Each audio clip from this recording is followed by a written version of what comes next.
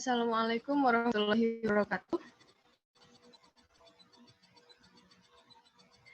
Hello everyone, we're from Group 7. We would like to present our material about overview a case study.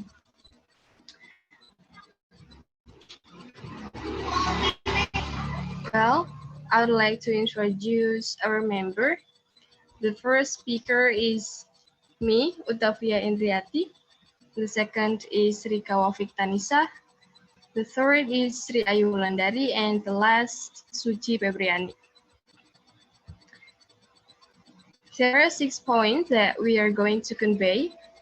They are introduction, designing case study, conducting case studies, preparing for data collection, conducting case studies, collecting the evidence, analyzing case study evidence, and reporting case studies.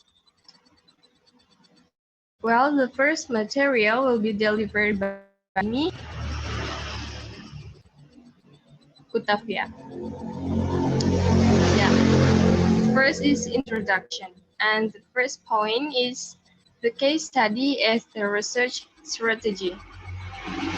The case study method allows investigators to retain the holistic and meaningful characteristics of real-life events, such as individual life cycles, organizational and managerial processes, neighborhood change, international relations, and the maturation of industries. Jadi, metode studi kasus ini memungkinkan peneliti untuk mempertahankan karakteristik holistik dan makna dari peristiwa kehidupan nyata, seperti misalnya siklus hidup individu, proses organisasi dan manajerial, perubahan lingkungan, hubungan internasional, dan pematangan industri. Sederhananya, studi kasus ini bisa diartikan sebagai proses penyelidikan atau pemeriksaan secara mendalam pada suatu peristiwa kontemporer dalam konteks kehidupan nyata gitu. Selanjutnya ada comparing case studies with other research strategies in the social science. Di sini ada 5 strategi, yaitu eksperimen, survey, archival analysis, history, and case study. Di sini juga ada 3 kondisi yang bisa jadi bahan pertimbangan apakah kita akan menggunakan strategi eksperimen, survey, archival analysis, history, atau case study. Kondisi yang pertama yaitu form of research question. Jadi bentuk dari research question-nya. Kalau misalnya bentuknya itu how, why, itu mungkin bisa aja eksperimen, history, atau case study. Kalau misalnya form of research question-nya itu who, what, where, how many, how much, itu mungkin bisa survey, archival analysis, atau history. Nah, kondisi yang kedua, control of behavior events, apakah membutuhkan kontrol? Kalau iya, mungkin bisa menggunakan eksperimen. Kalau tidak, bisa survey, bisa archival analysis, history, atau case study. Untuk kondisi yang ketiga, yaitu focuses on contemporary events. Kalau iya, bisa eksperimen, bisa survey, bisa archival analysis, bisa juga case study. Kalau tidak, mungkin bisa archival analysis atau history. Itu saja yang bisa saya sampaikan. The next material will be delivered by Rika Wafik Tanisa. Rika, the screen is yours. Okay, thank you, moderator. Here I would like to explain about designing case studies.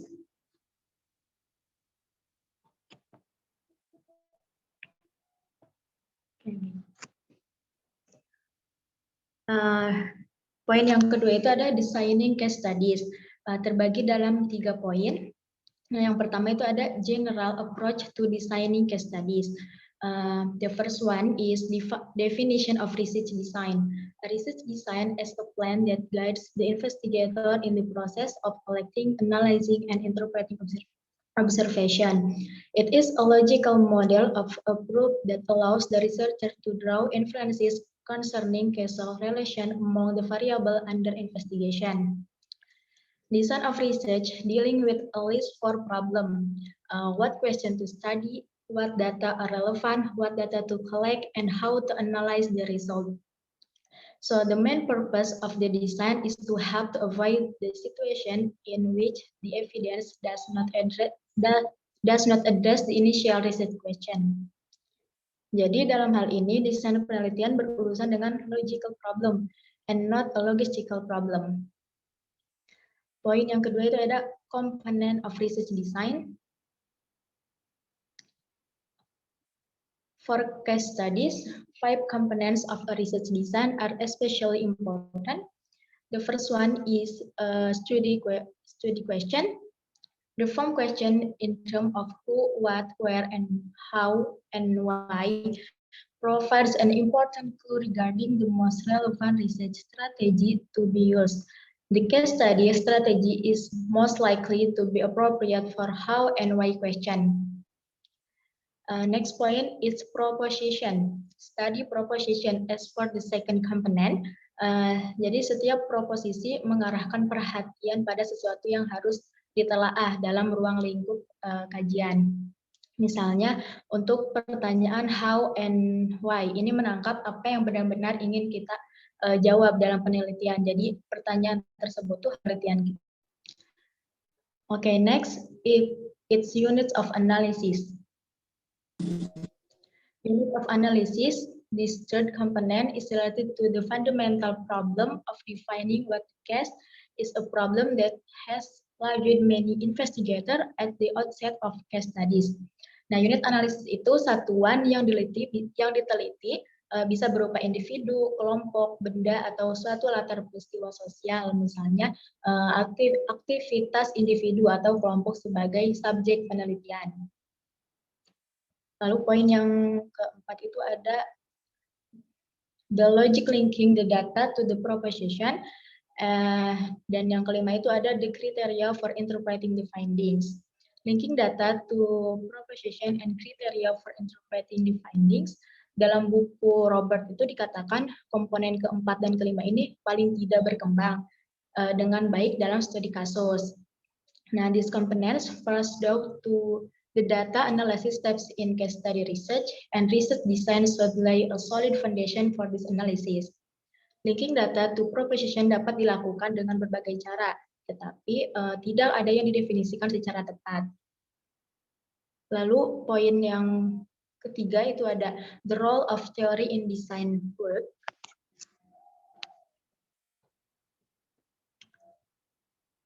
Poin pertama itu ada theory development.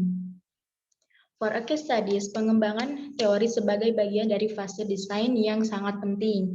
The ensuing case studies purpose is to develop or test theory using a case study on the implementation of a new management information system. Nah, jadi unsur yang paling sederhana dari sebuah teori itu yaitu the case study will show why implementation only succeed when the organization was able to restructure itself and not just overlay the new management information system on the all organizational structure.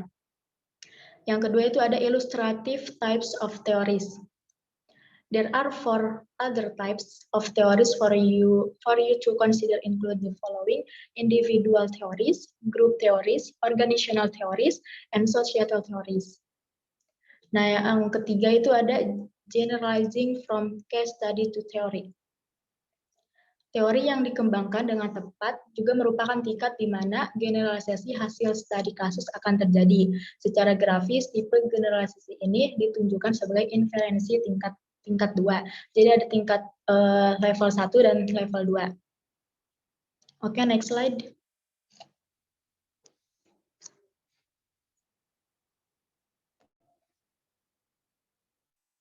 Yang kedua itu ada kriteria for judging the quality of research design. Bisa lihat di tabel ya, tesnya itu ada 4. Yang pertama itu ada construct validity, establishing correct operational measure for the concept being studied. Nah, untuk memenuhi uji validitas konstruk ini, An investigator must be sure to cover two steps. Yang pertama itu ada select the specific types of change that are to be studied. Dan yang kedua itu ada demonstrate that the selected measure of this change do indeed reflect the specific types of change that had been selected. Nah, untuk lebih jelas bisa dilihat di gambar. Lalu yang kedua itu ada internal validity. Establishing a causal relationship where be certain condition are so to lead to other condition as distinguished from spurious relationship. Lalu yang ketiga itu ada external validity. Establishing the domain to which a study's finding can be generalized. Namun generalisasi tidak otomatis, sebuah teori harus diuji dengan mereplikasi temuan di lingkungan kedua atau bahkan ketiga, di mana teori telah menetapkan bahwa hasil yang sama harus terjadi. Nah, setelah direplikasi langsung seperti itu dibuat, hasilnya mungkin diterima sebagai dukungan kuat untuk teori. Meskipun replikasi lebih lanjut dalam dilakukan, untuk lebih jelas bisa ya dilihat di tabel. Nah, lalu yang terakhir itu ada reliability, demonstrating that the operation of a study such as the data collection procedure can be repeated with the same result. Okay, next slide.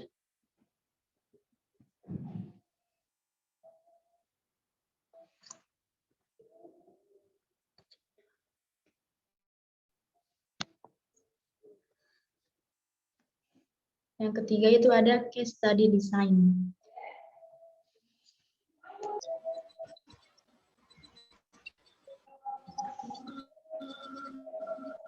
Oke, mari kita lanjut. Yang ketiga, poin 3 itu ada case study design. Terbagi dalam 2 poin ya. Yang pertama ada what are the potential single case design.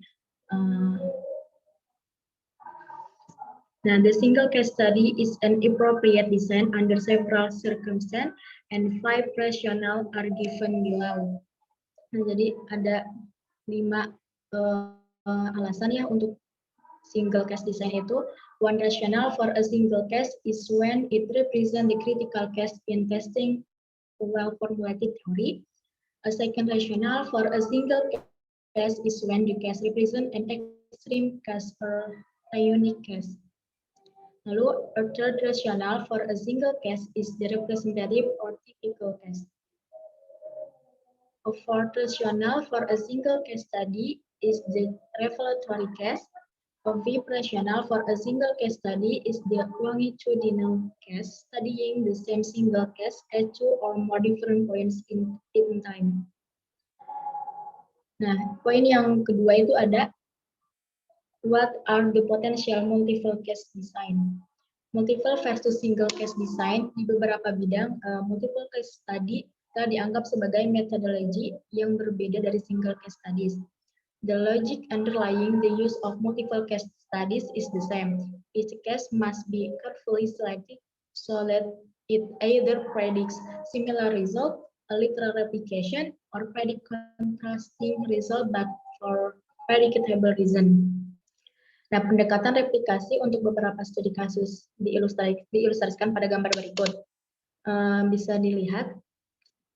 Nah, gambar tersebut menunjukkan bahwa langkah awal dalam merancang penelitian harus terdiri dari pengembangan teori dan kemudian menunjukkan pemilihan kasus itu dan definisi tindakan khusus yang merupakan langkah penting dalam desain dan proses pengumpulan data. Lalu yang keempat itu ada modest advice in selecting case study design. The first one, single or multiple case design. Multiple case design mungkin di dalam buku Robert itu dikatakan multiple case design itu lebih disukai daripada menggunakan desain kasus tunggal. Bahkan jika dapat melakukan studi kasus 2 kasus, peluang untuk melakukan studi kasus yang baik akan lebih baik daripada menggunakan desain kasus tunggal. Nah, tapi semuanya baik lagi terhadap penelitian si peneliti, fokusnya kemana dan apa yang dibutuhkan dalam penelitian tersebut.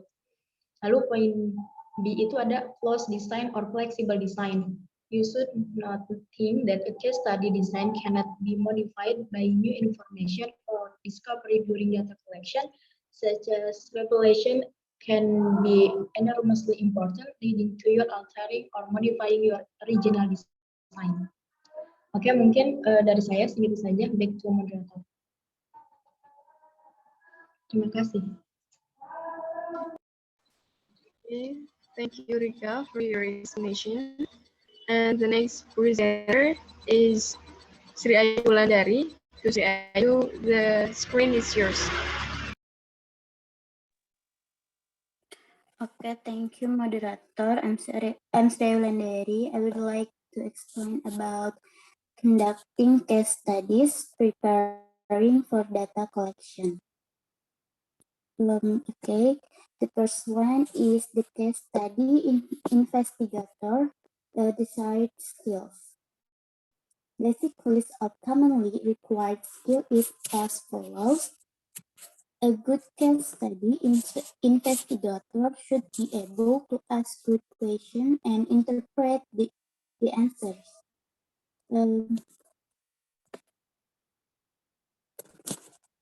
Jadi penelitian studi kasus itu membutuhkan pemikiran yang ingin kita ketahui selama pengumpulan data, bukan hanya sebelum atau sesudah kegiatan. Kemampuan untuk mengajukan pertanyaan yang baik merupakan persyaratan bagi peneliti studi kasus. Mengajukan pertanyaan yang baik adalah memahami bahwa penelitian adalah tentang pertanyaan dan tidak selalu tentang jawaban. Jadi kita bisa berpendapat tentang suatu jawaban, tetapi jawaban tersebut harus memiliki bukti pendukung dari jawaban tersebut. And then an investigator should be a good listener and not be trapped by his or her own ideologies or preconception. Jadi dalam studi kasus mendengarkan berarti menerima informasi melalui berbagai modalitas, misalnya melakukan pengamatan yang tajam atau merasakan apa yang mungkin terjadi, bukan hanya menggunakan modalitas aural. Menjadi pendengar yang baik berarti mampu mengasimilasi sejumlah besar informasi baru tanpa bias. Saat orang yang diwawancarai menceritakan sebuah kejadian, pendengar yang baik mendengar kata-kata yang tepat yang digunakan oleh orang yang diwawancarai, menangkap suasana hati dan komponen efektif, dan memahami konteks dari mana orang yang diwawancarai memandang sudut tersebut. Kemudian, an investigator should be adaptive and flexible so that newly a concrete situation can be seen as opportunities, not threats.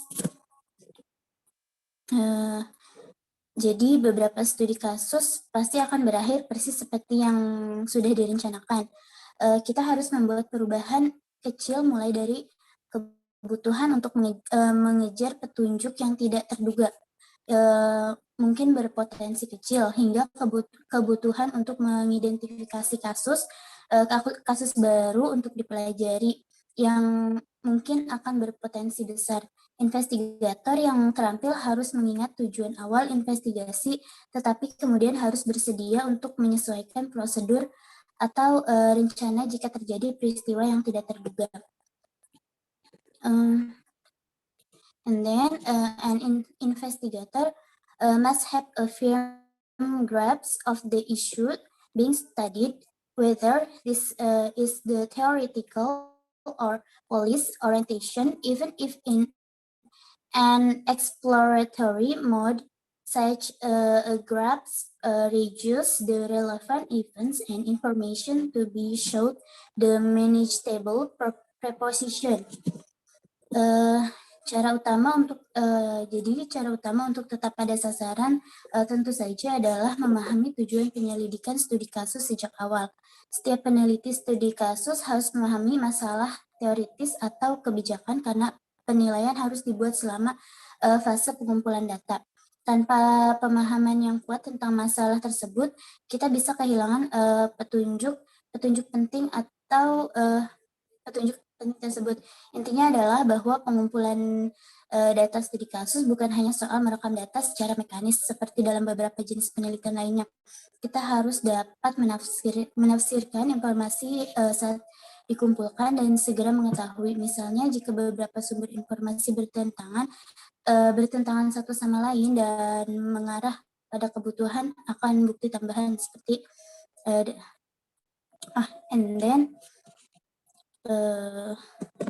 the last, a person should be unbiased by reconciled nation, including the derived from theory.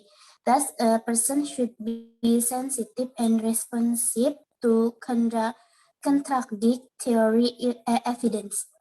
Next slide.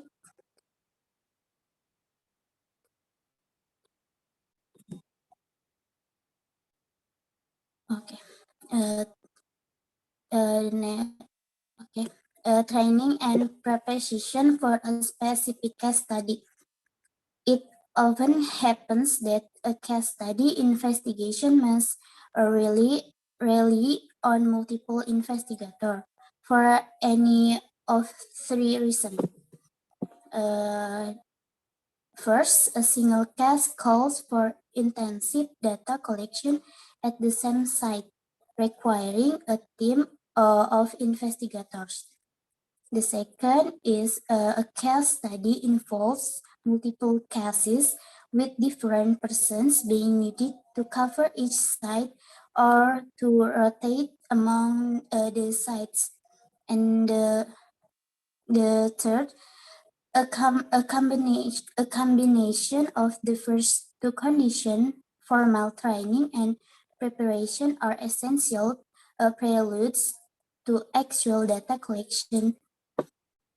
Formal training and as follows: a case study training as a seminar experience. The goal of the training is to help all participants understand the basic concept, terminology, and issues relevant to study. Each investigator needs to know the first, why the study is being done, and then what evidence is being showed, and then what variation can be anticipated, and what should be done if such variation occur. And the last, what would constitute of supportive or contrary evidence for any given proposition.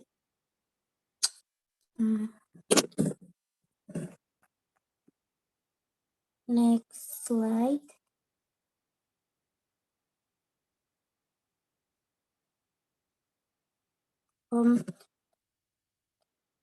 Okay, the case. Okay, the case study protocol. The protocol is a major way of increasing the reliability of case study research and is intended to guide the investigator in carrying out the data collection from a single case study. Again, even if the single case is one of several in a multiple case study. As a general matter, a case study protocol should have the following section.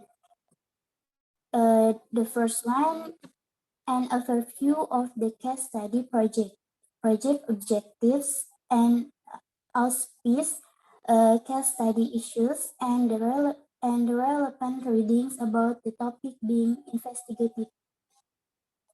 The second is file procedure, presentation of credentials, access to the case study sites, general sources of information, and procedural reminders. And then case study question, the specific question that the case study investigator must keep in mind in collecting data, table shields for specific arise of data and the potential sources of information for answering each question. And the last, a guide for the case study report, outline, format for the data, use and presentation of other documentation, and bibliographical information. Next slide.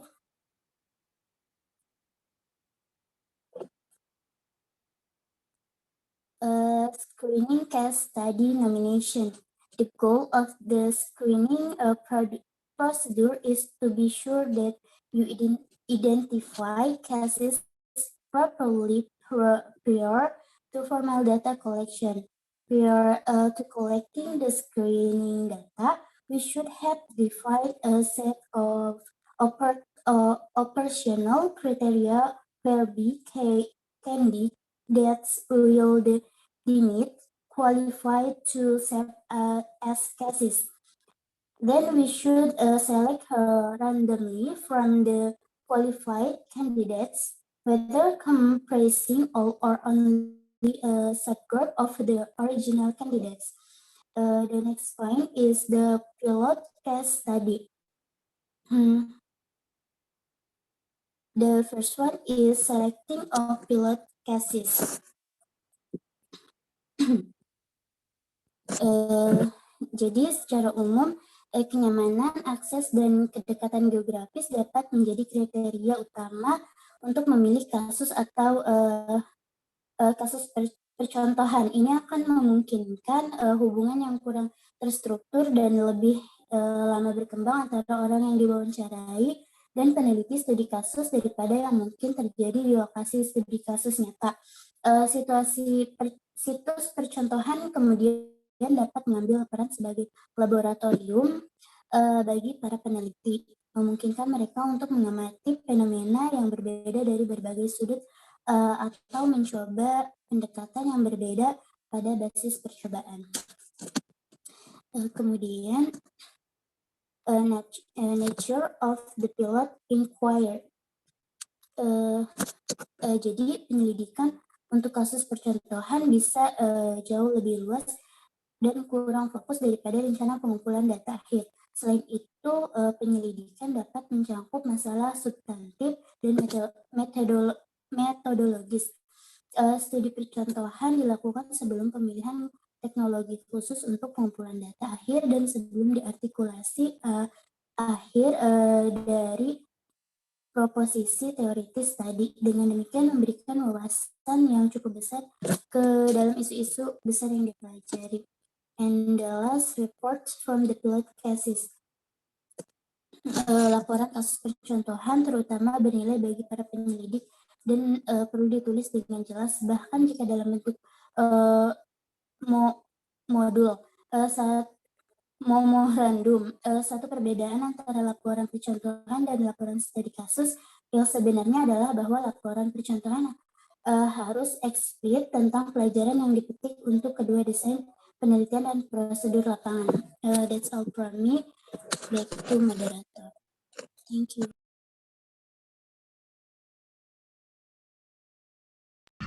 Thank you, Sri Ayu, for your explanation. And the next presenter is Suci Febriani. To Suci, the screen is yours.